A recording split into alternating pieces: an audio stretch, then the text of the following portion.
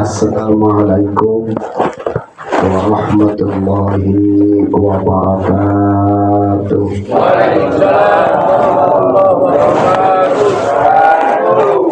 Alhamdulillah, alhamdulillahil malikil haqqil mubin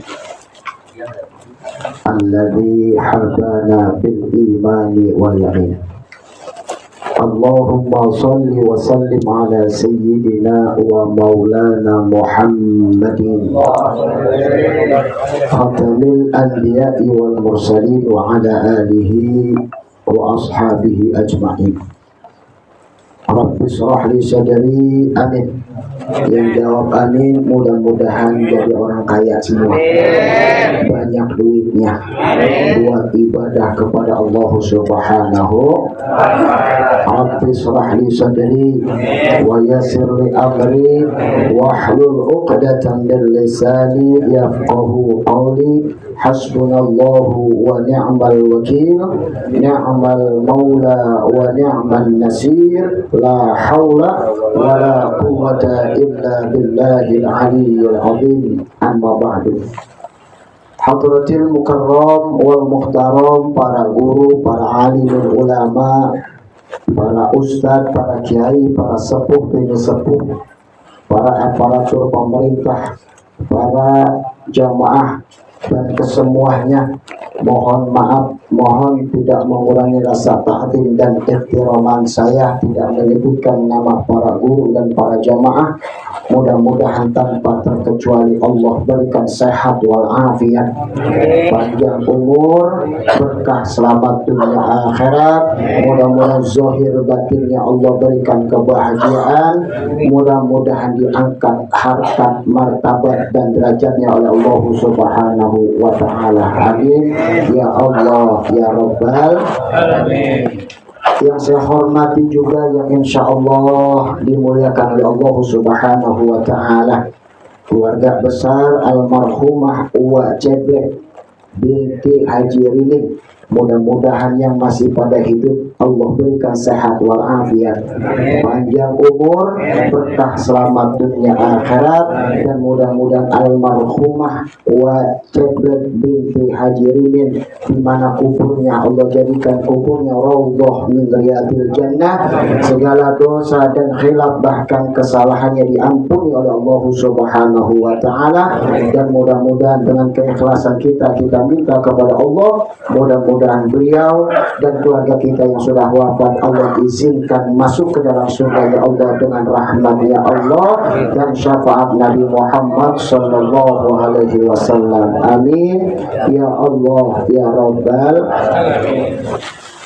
Mohon izin para guru, para orang tua, para jamaah, saya teringat sebuah firman Allah, Quran surat, biasanya saya nyebutnya wal asri, yang mana Quran surat wal asri dulu di zaman saya yang muda ini biasa habis kita sekolah itu dibaca wal asri. Sampai-sampai pernah saya komplain sama guru saya, kata saya ini pulang kolak kagak nyambung, seharusnya mah dibaca doa kelar belajar, bener nggak? Tapi ngapa, bahasa saya ngapa dah, tapi ngapa yang dibaca wal asri? Guru saya waktu itu, waktu SD saya tanya, emang sedikit, saya kecil emang sedikit kotokan, nanya mulu, pokoknya sedikit janggal di otak saya nanya. Kata guru saya nggak jawab, nyengir doang, jawabnya pendek banget, entar lu tahu, katanya begitu. Akhirnya pada kelas sanawiyah saya nanya sama guru saya yang lain, guru, kenapa setiap pulang sekolah waktu itu saya itu sering baca wal asri kalau udah kelar belajar, kelar sekolah? Guru saya lalu menjelaskan, ini Quran surat wal asri menyadarkan, menasehati, bahkan nunjukin kita bahwasanya semua hidup kita tergantung Allah. Yang pertama, atas izin Allah. Yang mana di ayat pertama wal asri, demi masa yang punya Allah. Masa adalah makhluknya Allah Subhanahu.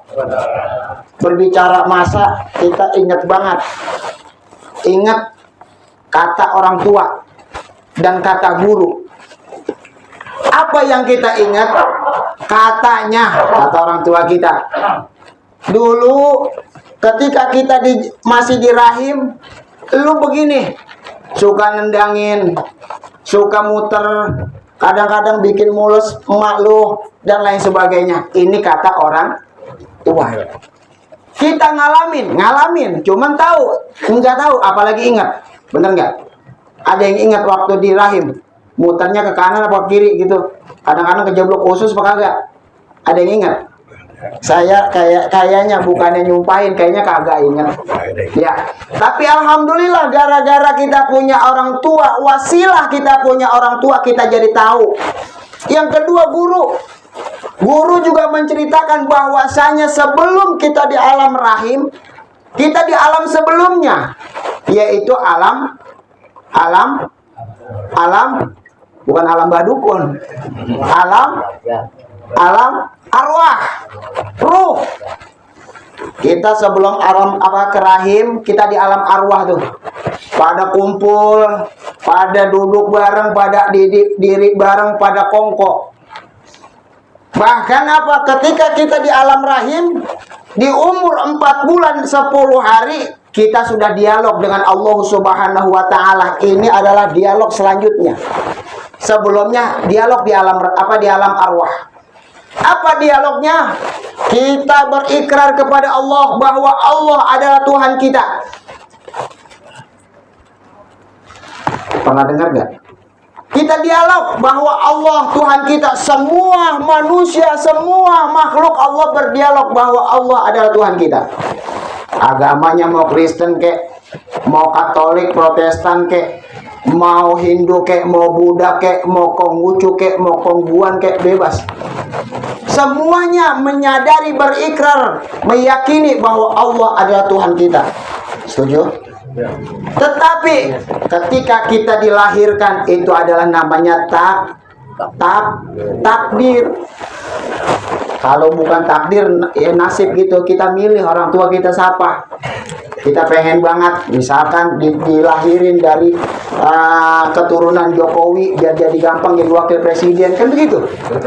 Ya kita kalau boleh milih, kalau jadi keluarga siapa yang enak, kayaknya kita lihat-lihat, baru ngeliat, belum ngerasain. Keluarga besar KDM, Kang Deddy Mulyadi, orang aja dibagi, ilo kan kita saudaranya kagak, kan begitu. Kalau kita boleh milih, tapi nggak bisa milih. Semua ketentuan Allah atas izin Allah, bahasa kasarnya maunya Allah. Makhluk cuma satu tugasnya waktu itu, nurut, manut. Benar nggak? Ya. Ketika turun ke muka bumi ini, jadi definisi yang lebih luas. Takwa, takwa, menjalankan perintah Allah dan menjauhkan segala larang-larangannya Allah Subhanahu. Berbicara masa, kita kenal namanya hidup, ntar ketemu mati, ya nggak? Sebelum hidup kita mati dulu. Matinya dalam definisinya jasad. Hidup dalam definisinya jasad, bukan ruh. Kalau berbicara ruh, kita hidup mulu. Di alam arwah kita udah hidup. Di alam rahim kita hidup. Benar nggak? Di alam dunia kita hidup. Di alam kubur kita hidup. Maafin, ketika ada orang mati, itu matinya sebentaran doang, Pak. Contoh, matinya tengah malam, jam 2 malam. Dikuburinnya habis zuhur. Nyolatinnya sholat zuhur berjamaah, habis itu sholat mayit, sholat jenazah. Habis itu dikuburin, kita tinggalin, udah dibalikin tuh. Bener nggak? Udah dibalikin. Mana buktinya? Dalam kitab, yang mana kitab ini mengisahkan keadaan di alam kubur, bahwasanya ketika udah di alam kubur, keluarganya sudah meninggalkan, maka ruhnya dikembalikan, baru dia nyadar. Nyadarnya apa? Sebelumnya dia ngeduga, dia ngira-ngira bahwa dia mimpi buruk. Apa mimpi buruknya? Dia tahu siapa keluarganya yang lagi nangis ketika dia dilihatnya lagi mati. Dia tahu siapa yang nangisnya beneran, siapa yang nangisnya pura-pura. Ada yang nangisnya di pojok aja, kira nggak ada yang lihat, dia baca WA. Masih sempetannya orang tua meninggal SMS apa WA nama janda. Ada lebahnya. Ada lagi yang lebih PA. Ini maafin saya bilang PA juga dah. Biasanya ibu-ibu. Apa itu mayit? Dihindarkan daripada fitnah. Setuju nggak? Ini makin dipoto. Makai fotonya kagak makai ditutup lagi mukanya. Emaknya, babanya lagi meninggal, lagi mangap pakai di share. Mak, neng sayang buat sama emak. Itu orang yang lihat sejagat raya. Banyak kata, banyak omongan. Ih, mati begini dia ya. Kalau bilangnya cakep, kalau dibilangnya angker, fitnah nggak? Dosa nggak itu? Siapa yang nyebarin dosa? Yang hidup. Makanya ayo kalau bisa kasih tahu keluarga kita nih. Kalau ada orang meninggal jangan pakai foto, apalagi video. Oh buat kenang-kenangan, silakan kenang-kenangan, tapi berani jamin nggak di-share. Bukannya kita rewel, urusan keluarga dia memang benar, tapi kita boleh memberikan nasihat. Tuh dibalikin tuh rohnya. Ketika udah dibalikin baru dia rampa-rempe. Dia ingat banget waktu masih masih di dunia, masih bujangan. Udah gitu udah nikah dia sering pakai lepis, dia raba, kagak ada lepisnya cuma selembar ini yang direpek. Apa yang selembarnya itu kain kapan. Setebel-tebelnya sebanyak-banyak kayak kain kapan, kalau diraba beda tebelnya sama lepis. Dia kaget, ya Allah, ini beneran saya digubet sama bujur. Dia lihat itu sekitarannya gelap. Udah dilihat sekitarannya gelap, dicium diendus bau tanah, bau galian dicampur air. Udah begitu dia lihat keadaannya sempit. Lalu dia memanggil keluarganya yang dia sayang. Emaknya kek, babanya kek udah meninggal duluan, dipanggil sama dia. Mak, dipanggil. Mbak, dipanggil. Ada yang dengar? Anaknya dia sayang banget, Nyi. Dipanggil. Tong, dipanggilin semua. Nggak ada yang dengar. Baru dia bilang, ya Allah, ternyata ini benar. Saya sudah mati. Kalau dia sepanjang hidupnya dia sering beramal soleh, insya Allah salah satunya apa? Sering membaca Al-Quran. Al-Quran itu hadir lalu meluk dia, nenangin dia. Bro, sob, nih gua nih saudara lo nih, gua nih sahabat lo nih. Lah kita kan bingung, nggak pernah lihat dia, apalagi di alam kubur tiba-tiba ada orang lain. Lalu kita lihat, lalu siapa dia? Al-Qur, wajahnya indah, bersinar, menerangi kuburan kita, menenangkan hati kita, menyejukkan kita di dalam keadaan alam kubur kita. Al-Quran itu ngomong, gua yang sering lu panggil baik pendek ataupun panjang, sering lu geroin baik pelan ataupun kenceng, tenang aja, ada gua yang nemenin. Dipeluk kita, didudukin tuh kita. Ini dudukin bener ya, bukan orang lagi tiduran didudukin orang. Yang didudukin apa? Bukan jasad, ruh kita didudukin, dipeluk sama Al-Quran, ditenangkan, barulah malaikat munkar dan nakir hadir.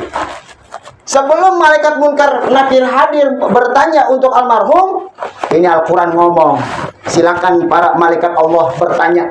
Setelah kalian bertanya, maka aku akan kembali bersama dia, menemani dia sampai yaumil qiyamah. Alhamdulillah. Makanya banyak kita sering dengar tidurnya matinya orang baik, orang solihin. Insya Allah kita semua, insya Allah guru-guru kita semua bagaikan tidurnya pengantin baru. Wal asri innal insana lafil khusrin. Ini jadi renungan kita yang kedua.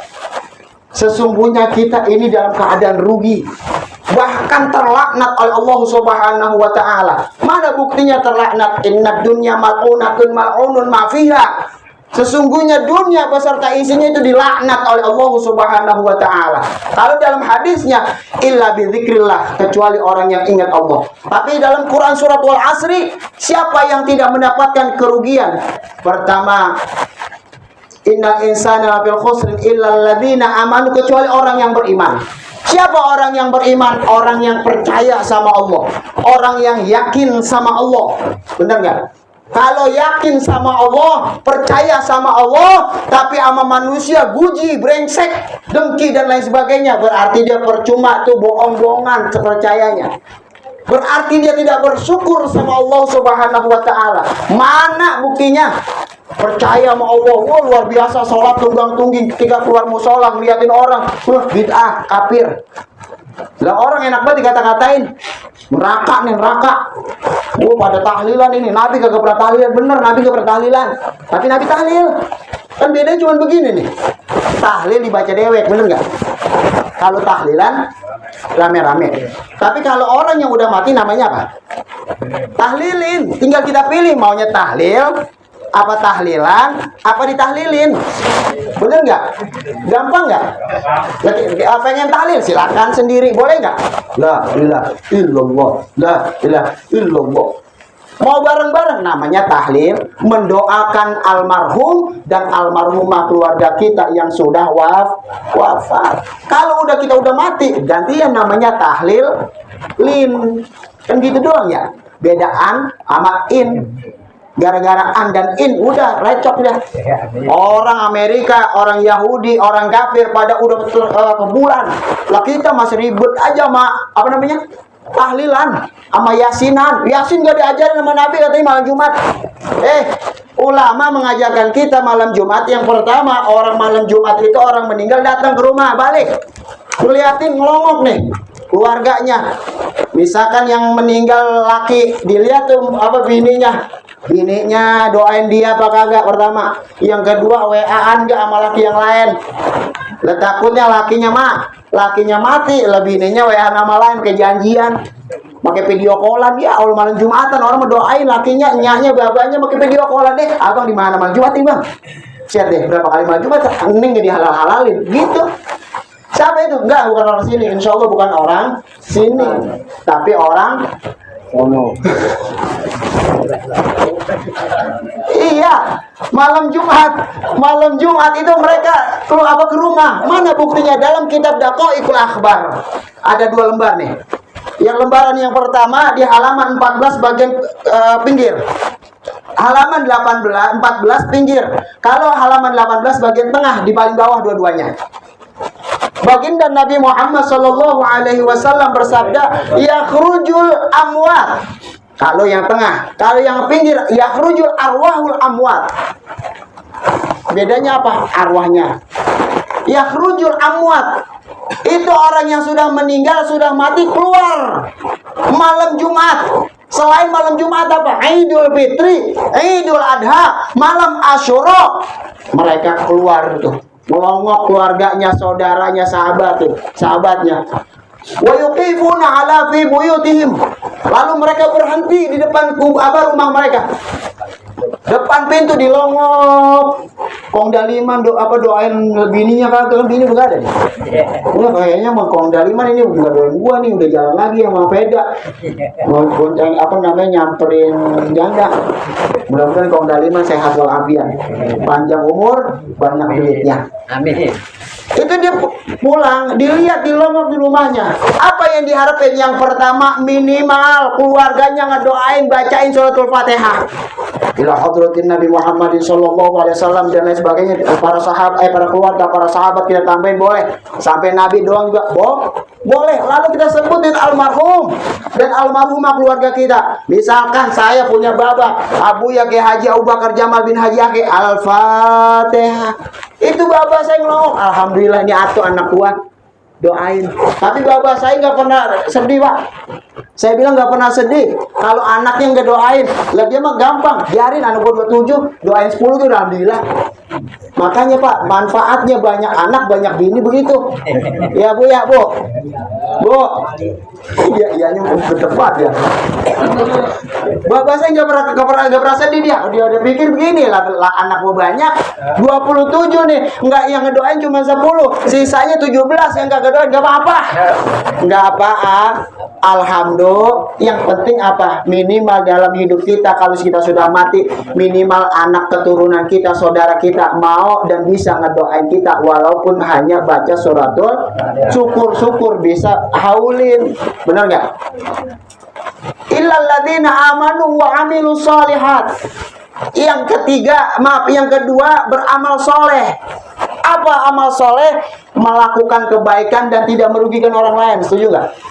Oh, kita kumpul di majlis, kita baca zikir, monggo. Kita dikumpul di majlis ta'lim, buka kitab, silakan. Kita kumpul di majlis, kita baca sholawat, apalagi. Tapi jangan sampai di majlis, jangan sampai di majlis sholawat, majlis zikir, kelarnya itu nggak kelar-kelar kita ngomongin orang. Wah, coba ngaji mah cuma 2 jam, 3 jam, ngomongin orang sampai subuh. Kayaknya orang kagak kelar-kelar salahnya depan mata kita. Dia lupa, borok orang kelihatan, borok dewek kagak kelihatan. Bener nggak? Yang paling penting apa? Kita rapihin, kita sembuhin borok sendiri. Itu namanya wa'amilus sholihat. Terus yang selanjutnya apa? Ketika kita berkumpul dengan orang-orang yang soleh di majlis ta'lim, majlis zikir, majlis sholawat, kita berbuat baik, Pak.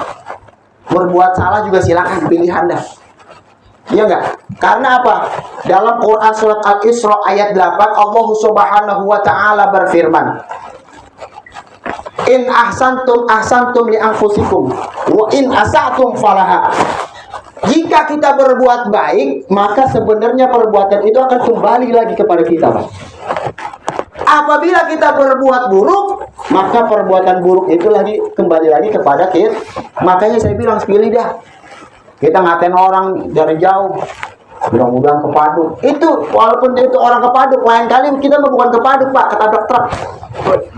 Balik lagi sama kita. Ayo kita pelan-pelan, lon alon sing klakon kalau kata orang Jawa mah. Kita berbuat baik, kita tahu banget ukuran diri kita tahu banget kapasitas kita.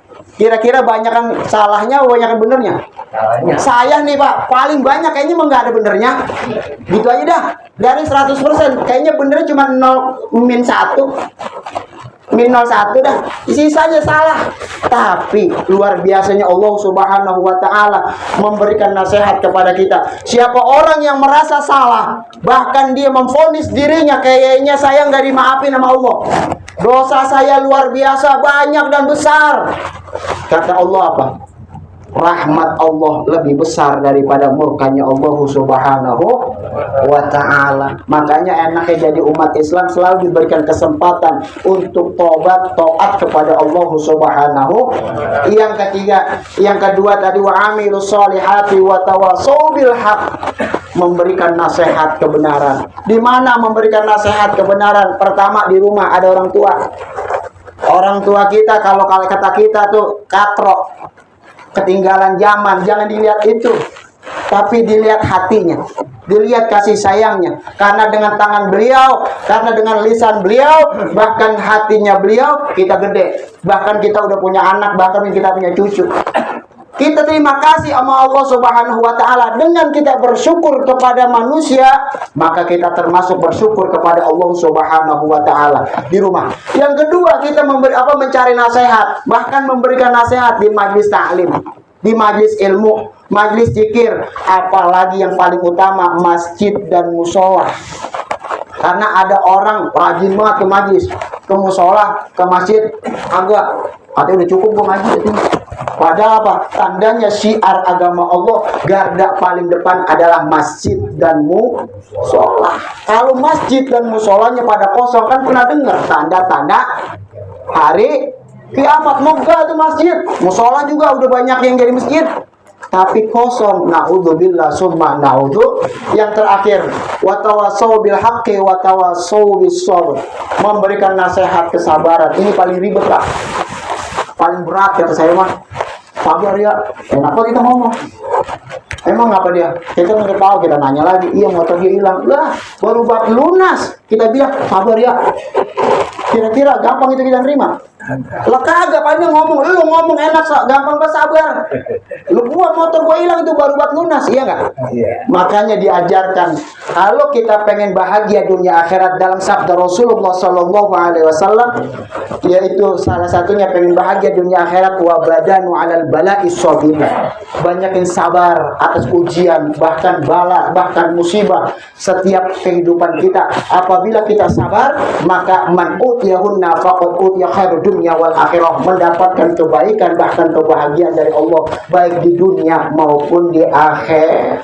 Mudah-mudahan ini almarhum di mana kuburnya diampuni segala dosa-dosanya, mudah-mudahan segala kesalahannya diampuni oleh Allah Subhanahu wa taala, dan mudah-mudahan keluarga yang sudah ditinggalkan diberikan kesabaran, diberikan keikhlasan oleh Allah Subhanahu wa taala, dan mudah-mudahan ditingkatkan rasa syukur dan takwanya oleh Allah Subhanahu wa taala. Amin ya Allah ya Rabbal alamin. Mari kita baca istighfar 3 kali, Pak. Dengan membaca istighfar 3 kali, walaupun kita tidak menyebutkan nama orang tua kita, secara otomatis orang tua kita kebagian daripada kebaikan kita membaca istighfar 3 kali. Dengan baca istighfar kita, yang pertama umumnya buat kita, yang kedua kita khususkan untuk Uwa Ceplek binti Haji Rimin, mudah-mudahan segala dosanya diampuni oleh Allah Subhanahu wa taala dan mudah mendapatkan rahmat dari Allah Subhanahu wa taala. Astaghfirullah Rabbal baraya, astaghfirullah minal khataya, astaghfirullah Rabbal baraya, astaghfirullah minal khataya. Sekali lagi, astaghfirullah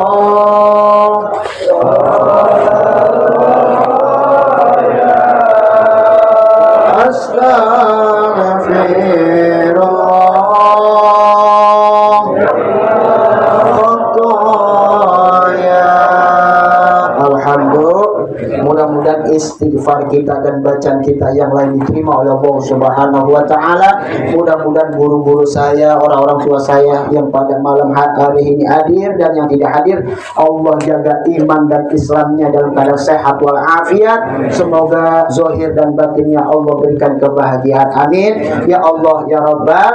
Banyak salah, banyak kekeliruan dari Al-Fakir, mohon maaf lahir dan batin. Assalamualaikum warahmatullahi wabarakatuh. Waalaikumsalam warahmatullahi wabarakatuh.